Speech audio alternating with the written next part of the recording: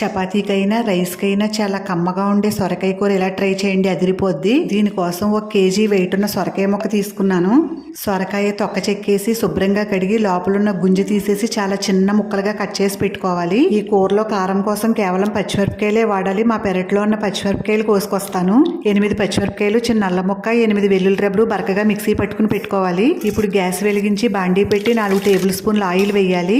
Oil వేడిగా అయ్యాక కొద్దిగా శనగపప్పు, మినపప్పు, జీలకర్ర, ఆవాలు, కరివేపాకు వేసి వేయించాలి. అంతా వేగిన తర్వాత కట్ చేసి పెట్టుకున్న సొరకాయ ముక్కలన్నీ వేసి బాగా కలిపి మూత పెట్టి చెట్టాలి. 10 నిమిషాలు అయిన తర్వాత మూత తీసి రుచికి సరిపడా సాల్ట్, కొంచెం పసుపు, పచ్చిమిరపకాయ పేస్ట్ వేసి బాగా కలపాలి. కలిపిన తర్వాత మళ్ళీ మూత పెట్టి చెట్టాలి. 10 నిమిషాల తర్వాత మూత తీసి చూస్తే సొరకాయ ముక్క చక్కగా ఉడికిపోయి ఉంటుంది. ఇప్పుడు 2 టేబుల్ స్పూన్ల పచ్చి కొబ్బరి తురుము, కొంచెం కొత్తిమీర వేసి గరిటెతో కూరంతా కలిసేలా ఒకసారి కలపాలి. పచ్చి కొబ్బరి వేయడం వలన కూరకి చాలా మంచి ఫ్లేవర్ వస్తుంది. పైగా ఆరోగ్యానికి కూడా చాలా మంచిది. ఇప్పుడు గ్యాస్ ఆఫ్ చేసి పైన కొంచెం కొత్తిమీర చల్లుకోండి. సొరకాయ, కొబ్బరి, పచ్చికారం కూర రెడీ.